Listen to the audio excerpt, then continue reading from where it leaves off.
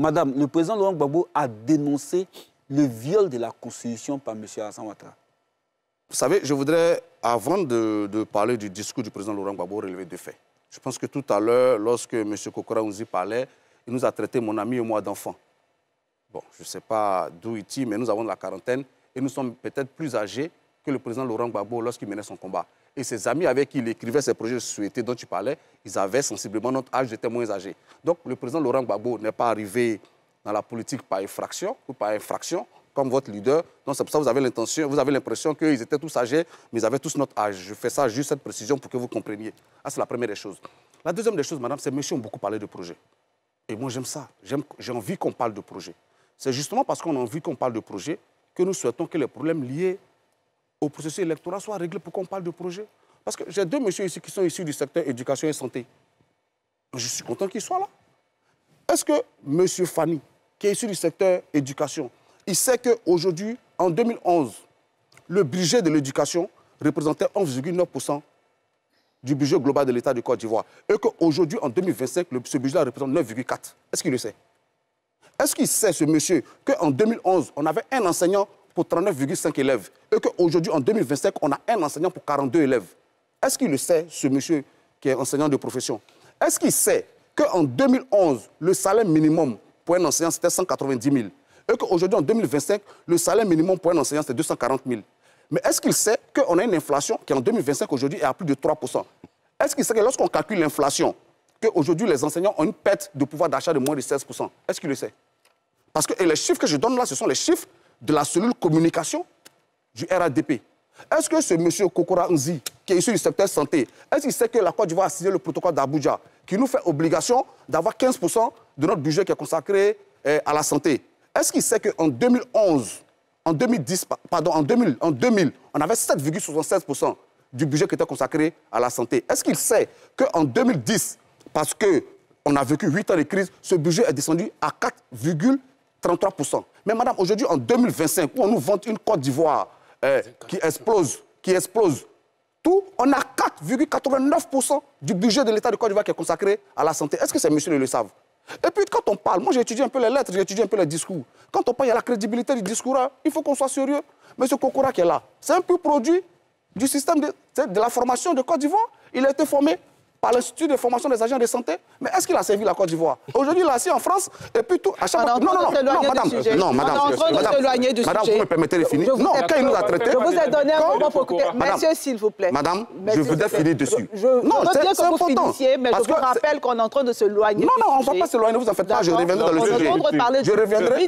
Bien sûr, je suis là. Je suis là pour ça, madame. Donc je disais que la critique, quand elle est portée, il a la critique, il y a celui qui porte la critique. Et la crédibilité de celui qui porte la critique. Et aujourd'hui, on en fait des gens qui n'ont pas la crédibilité nécessaire pour porter la critique.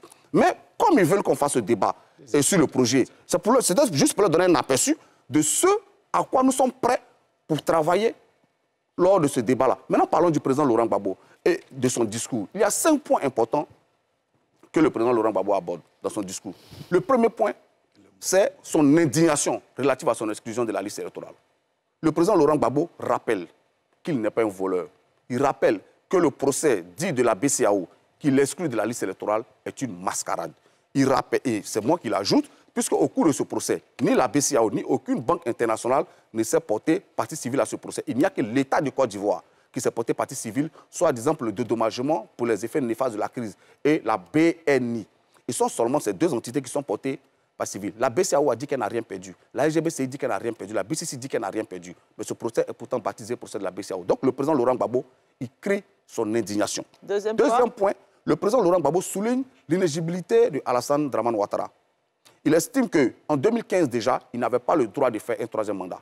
Et ce qu'il dit, ce n'est pas lui qui le dit, c'est plusieurs cas du RDS, ici Bakongo, Sansan Kabilé, et je pourrais en citer à l'appel, qui ont dit, lors du vote du référendum, que cette nouvelle constitution ne permettait pas à Alassane Ouattara de faire un troisième mandat. Donc quand le président Laurent Gbagbo le dit, il se fait justement le porte-parole de ces cadres du RDA qui, entre-temps, ont changé de fusil d'épaule. Donc oui, M. Alassane Ouattara, il est inéligible.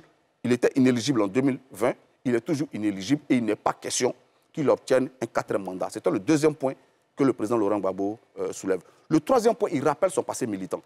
Parce que certains ont compté ici combien de fois le président Laurent Gbagbo a utilisé le mot battre, le mot combat. Il ne faut pas qu'ils pensent à la guerre qu'ils entendent combat. C'est des combats démocratiques. C'est comme ça que, grâce à lui, vos enfants peuvent voter à 18 ans. C'est grâce au combat du président Laurent Gbagbo que vous pouvez aujourd'hui défendre la CEI. Ce sont les fruits de son combat. Donc, quand vous jouissez du fruit de son combat, soyez un peu plus respectueux et puis ne croyez pas que le combat, ça renvoie à la guerre. Donc, le président Laurent Gbagbo, oui, il souligne son passé militant et il rappelle qu'il va se battre pour son honneur et pour la Côte d'Ivoire. Parce que le président Laurent Gbagbo, madame, c'est un homme d'honneur. Et il n'entend pas laisser son nom souillé.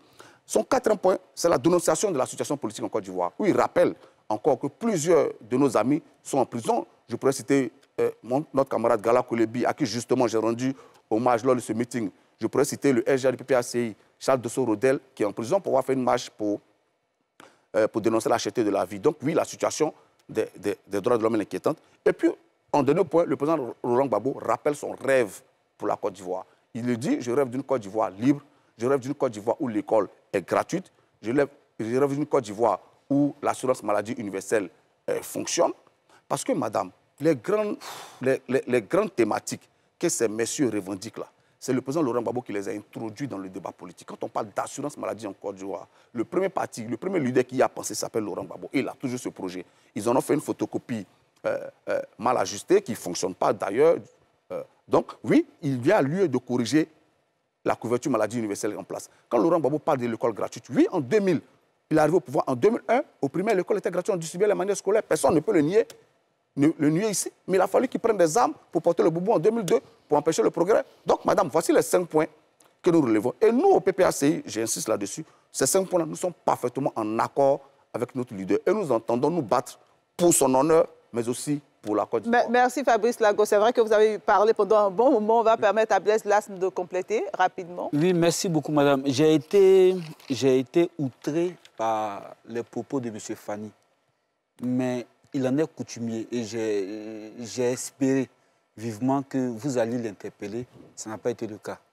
En parlant du père de Laurent Gbagbo, il a dit son supposé père. Je pense que le débat ne doit pas tout permettre. La contradiction à travers ces débats-là ne doit pas tout permettre.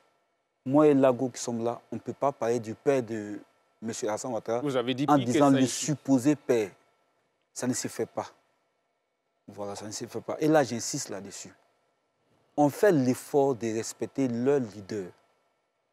Qu'ils fassent l'effort de respecter notre leader. C'est une exigence de notre part. La prochaine fois, on ne sera pas si calme.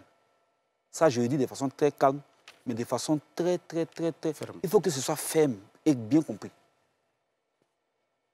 Là, on va passer dessus. Mais vous voyez, madame, le président Laurent Gbagbo a fait hier une masterclass. C'est un très grand discours. Monsieur, s'il vous plaît, non. Voilà, c'est un très grand discours où il a abordé des sujets qui ne peuvent être compris que par des esprits en capacité de comprendre ce qu'il dit. Mais si tu es habitué aux armes, aux rébellions, si tu es habitué à comprendre le combat en termes d'affrontement militaire, guerrier, si tu es habitué à comprendre le terme bataille en affrontement guerrier, prôné ou porté par le commando invisible, tu ne peux pas saisir ce que le président Laurent Gbagbo dit. Le président Laurent Gbagbo dit, je ne peux pas accepter, et ça nous sommes d'accord avec lui, que mon nom soit associé à un braquage. Parce que ce qu'on appelle braquage, là, ça a été la nationalisation de la BCEAO à l'effet de pouvoir payer les salaires des Ivoiriens. La BCEAO, qui est censée être la victime de ce braquage-là, dit qu'elle n'a pas été braquée. Donc, ce dit braquage ne peut pas avoir pour conséquence la radiation de la liste électorale du président Laurent Gbagbo. C'est quelque chose qu'on n'accepte pas et qu'on ne va jamais accepter, nous, les pauvres Gbagbo. Parce qu'on ne veut pas que celui qui est notre leader, son nom soit associé à un braquage. Parce qu'on ne veut pas revendiquer cet héritage-là. L'héritage que nous revendiquons, c'est celui de la démocratie. C'est celui de l'intégrité. C'est celui d'un homme correct, d'un homme droit, d'un homme juste, d'un patriote qui aime son pays. C'est cet héritage que nous revendiquons. Et c'est pour ça qu'on est ici, c'est pour ça qu'on se bat.